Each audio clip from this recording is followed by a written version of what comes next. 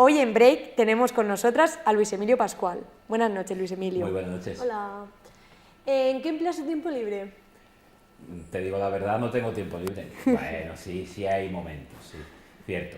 El tiempo que me queda libre lo disfruto muchísimo, porque como es poco, pues intento aprovecharlo al máximo. Me gusta el cine, me gusta el deporte, me gusta caminar, me gusta estar con amigos, tomar una cerveza, cosas muy normales. ¿Cómo se definiría? Uf, yo es que definirme a mí mismo, pero bueno, un hombre de esperanza. De hecho, es lo que tengo en el WhatsApp como estado, siempre en esperanza. ¿Nos puedes contar un poco cómo fue tu trayectoria hasta llegar a capellán?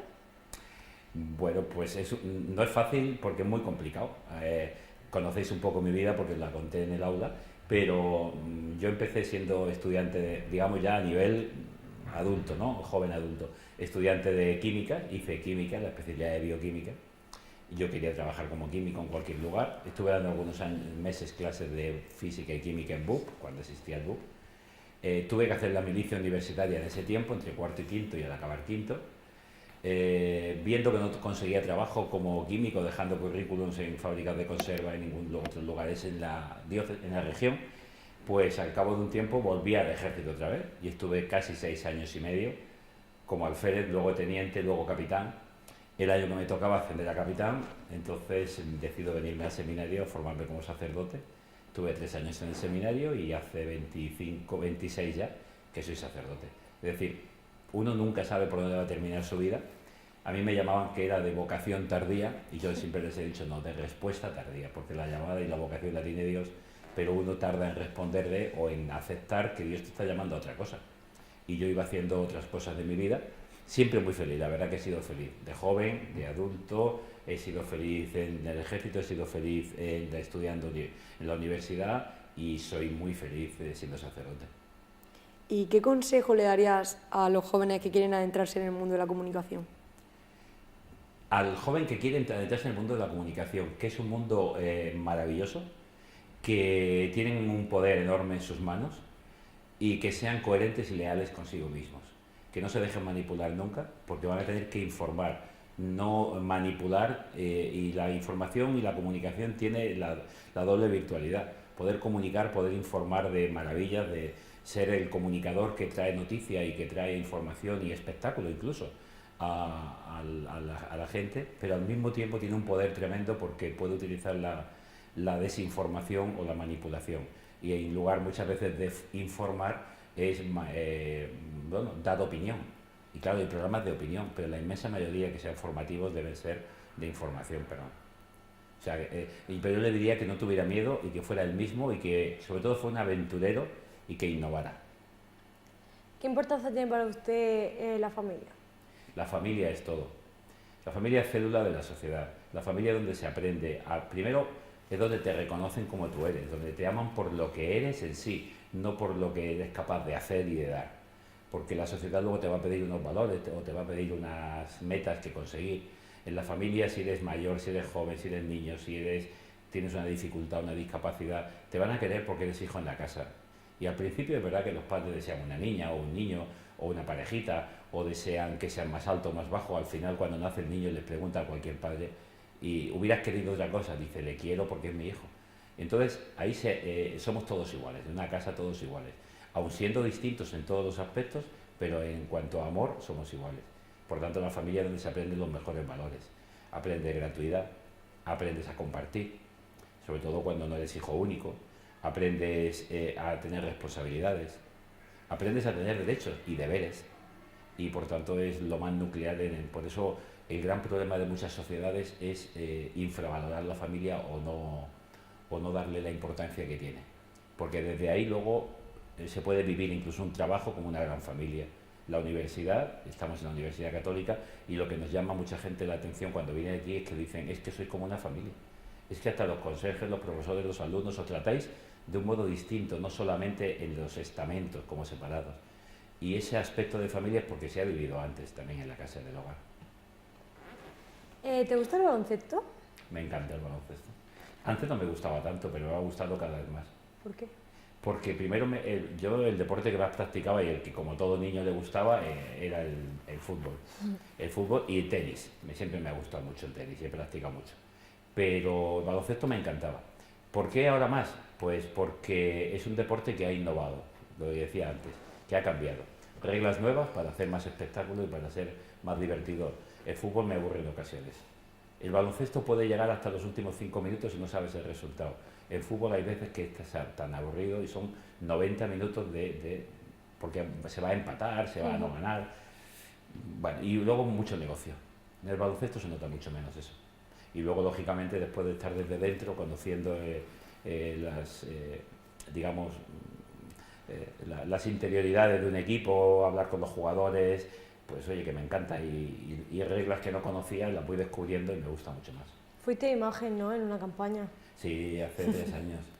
Sí, lo de marketing en la universidad me llamaron, que si me importaba, además vinieron con mucho miedo, como pidiendo permiso, oye, que mira que hemos pensado, que una campaña tipo americana, que tal, oye, ¿tú estarías dispuesto? Digo, a lo que queráis. Se quedan sorprendidos. Segunda cosa, es que además lo que queremos es que te pongas la camiseta, perfecto, pero que se vea debajo el alzacuello, es decir, la camiseta por encima de la camisa negra y que se vea perfecto, sin problema. Y bueno, pues tengo varias anécdotas de esas porque recuerdo un verano, el final del verano, porque esta campaña empezó en agosto, y que me llaman por teléfono, me dicen, oye, voy detrás de ti en el autobús. Digo, pues si yo estoy en un campamento de verano en medio de la montaña, ¿qué autobús? Que sí, voy detrás de ti en el autobús. Y me mandaron una foto de la imagen detrás, en la parte de atrás del autobús, y dicen, voy detrás de ti. O muchos de vuestros compañeros o compañeras que se hicieron selfies delante de las imágenes de los MUPIs o en las paradas de autobús, pues diciendo, te hemos recordado, y hacían la foto. Y Luis Emilio, ¿cómo definirías la comunicación en una palabra? A ver, me pones en un aprieto. La comunicación en una palabra, yo diría belleza, con todos los adjetivos y todos los matices que tenga, porque creo que la comunicación es una maravilla, es hacer bello o sea, la noticia es llamativa si la haces bella, incluso una noticia degradante o mala, si tú puedes transmitirla, puedes hacer que una noticia, incluso triste, se convierta en algo que se aprenda. La belleza, no en el sentido, lógicamente, de belleza solo de color, física o tal, sino de comunicar, de hacer llamativa una noticia. Por eso la palabra belleza para mí es que es mucho más que simplemente un aspecto exterior. ¿Cuál es el eslogan que dirías tú que más se asemeja a tu vida?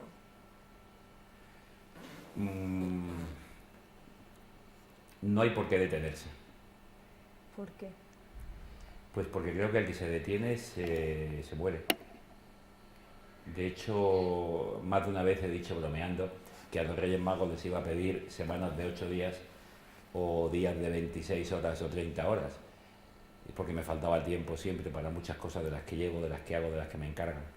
Y siempre alguien me decía, da igual, si tuvieras semanas de 9 días, llenarías los 9 días, porque no sabes estar quieto, porque cuando no tienes tú algo que hacer, lo organizas. Cuando no te encargan, lo organizas. Y yo creo que me define eso, no estar quieto nunca, estar improvisando, inventando, sobre todo porque creo que hay que estar en movimiento continuo. Eso hace estar vivo. ¿Y qué motivaciones mueven tu vida? El amor. Es la única, la más importante. El amor en todos los sentidos.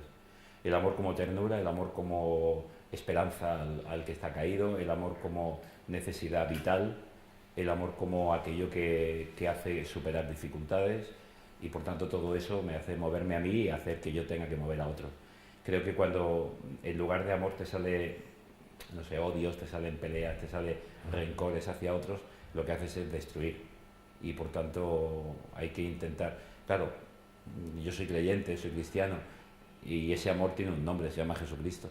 Entonces cuando yo me dejo, no me puedo amar yo, y me dejo amar gratis con el amor de Jesucristo, entonces es muy sencillo poder dar tú ese amor a los demás, porque el amor es no tener, no esperar nada, o sea, darlo todo sin esperar nada, eso es el verdadero amor, sin interés, sin condiciones ninguna. ¿Me podrías decir 3 cualidades que aprecias de una persona? sinceridad, alegría y trabajo. Esas son las tres principales, ¿no? Son las que se me han ocurrido ahora. Como estamos improvisando, Claro. no sabía ninguna pregunta y lo que me gusta, pero es verdad, la sencillez, humildad y sencillez, que es lo mismo, el trabajo y la alegría. Creo que con eso se puede conseguir todo, porque si hace falta otra cosa, llegar a la constancia, pero el que está alegre y el que trabaja, y a partir de ahí vendrán otras. No porque sean ni más ni menos importantes, creo que son básicas. Y si tuvieras que escoger un personaje histórico, aunque ya haya fallecido, para cenar con él, ¿a quién elegirías? Hombre, te diría Jesucristo, pero vamos a eliminar este personaje, ¿no? Vamos a un personaje, digamos, más del día a día. Pues mira, elegiría a Teresa de Jesús, Santa Teresa, la de Castilla, porque era una mujer andariega que no se detuvo, que tuvo dificultades, que vivió una época difícil, que era mujer en un tiempo muy complicado, que incluso pasó situaciones que no entendía, que ella llamaban no noche oscura, pero sí su amigo Juan de la Cruz lo llamaba noche oscura. Había momentos de oscuridad en su vida y sin embargo siguió adelante y encontró sentido a todo lo que hacía y fue innovadora. Por eso un poco da sentido a todo lo que estaba diciendo yo antes. ¿Qué significado tiene la escoba que siempre llevas puesta en la chaqueta? La escoba, bueno, la escoba tiene un significado muy bonito. Pregunta de examen. Pregunta de examen, efectivamente, fue pregunta de examen que subía nota pero no la bajaba. Cierto. Bueno, sí, la escoba hay tres mujeres grandes, dos santas y una beata. Santa Teresita de Lisieux o Teresita del Niño Jesús, del siglo XIX. Una santa de este siglo ya, Bernardita Subirú, bueno, también de final del XIX. Bernardita, la niña a la que le aparece la Virgen en Lourdes, y una beata murciana del siglo XX que es la Madre de Esperanza de Jesús, de Santomera. Las tres tenían la misma espiritualidad en su vida, que era una espiritualidad de la sencillez y de la entrega a los demás. Y entonces las tres decían que querían vivir como una escoba. Una escoba que es lo que hace, la utilizas, la usas para dejar un local, un sitio mejor que antes de haber sido usado. O sea, antes de que aparezca la escoba, en su sitio está sucio. Cuando la usas está limpio, está recogido todo. Y al acabar de usarla, la escoba la guardas en un armario o detrás de una puerta. Nunca se queda en medio figurando y esperando el aplauso o molestando, que se deja apoyada en una silla y siempre tropieza a alguien. Entonces está fuera. Pero cuando necesites la escoba, allá donde la hayas dejado está. Y estará disponible para volver a dejar mejor. Claro, pasar por la vida como una escoba es que después de que hayas pasado tú por alguna vida de alguien o por alguna experiencia o por algún trabajo o por algún local, aquello esté mejor que cuando llegaste y que no te lo haga, no sea necesario agradecértelo ni nada, pero que cuando te busquen estés dispuesto de nuevo. Me parece que, y por eso me la pongo, ¿por qué? Porque a veces te miras al espejo, te miras tal, o miras en un escaparate, te ves reflejado y ves la escoba. Y dices, hoy no he sido escoba, hoy sí, pues por ahí va un poco. ¿Y hay algún libro, Luis Emilio, que haya marcado tu vida? El Evangelio, está claro. La Biblia en sí, pero sobre todo los Evangelios. Y más allá de eso, quizá pequeños libros que me han ayudado mucho, pues había uno que me acuerdo desde muy pequeño, que mi padre me dejó, era un cuento, El cuarto rey mago. Y contaba la historia ficticia de un posible cuarto rey que llegó siempre tarde a todos los encuentros con los tres anteriores. Y siempre llegó tarde a Belén cuando el niño ya salía.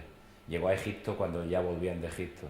Llegó a Jerusalén al final le encuentra a Jesús cuando va camino del Calvario y solo ve su espalda. Y cuando quiere llegar al Calvario estaba ya muerto. Y no cuento el final. Pero es una historia muy bonita porque también llevaba tres perlas, tres joyas para darle al niño y al final hay una respuesta muy interesante que además es el Evangelio del día de Cristo Rey, el juicio final. Tuve hambre, me diste de comer, me viste en los otros. Pero por ahí va la historia, es que se la cuento de grano. Es bueno buscar. Antena 3 hace años, y lo tengo grabado mal grabado, porque fue una grabación así casera, hace muchos años, y creo que tengo que pasarlo de VHS entonces a DVD para guardar o buscar por algún videoclub. Lo hizo película, en una de esas películas de las tardes de sábados, y me encantó volver a encontrarlo. Luego hay otros libros por ahí, El Principito, también, creí que no lo he leído. Libros que han marcado, pues son pequeños libros, porque no tengo mucho tiempo de leer, me encantaría, ¿no? Has dicho que te gustaba el cine. ¿Qué tipo de género te gusta? Cualquier cine bueno. Y cada vez me gusta más. Sabéis que llevamos organizando en la universidad ciclos de cine 4 al año, llevamos ya 29, estamos terminando estos días el 29. Claro, ver 4 películas por 29 ciclos, no las he visto todas, algunas son repetidas, pero aprendo mucho a ver cine con José Antonio Martínez, que es el que colabora conmigo, y me ha encantado entender lo que es un plano, mucho más allá de estudiarlo, ¿no? Entender la luz que se da, un personaje, cómo se trata, una interpretación y valorar el cine de otro modo. Hay películas que las he visto muchísimas veces y aprendo cada vez cosas nuevas en ellas. El cine, si es bueno, me encanta. Es verdad que lo que no me gusta es un cine que me haga pensar mucho. Muchas veces voy al cine a relajarme y ahí ya no busco calidad, busco un poco de aventura, busco diversión. Pero si es buena película, me encanta, sí, me da igual. Igual que la música. La música, me encanta la música clásica, he estudiado piano y he estudiado música, pero es que una buena música, una buena canción es eterna siempre. Y, Luis Emilio, ¿qué es lo que más te llena de ser profesor?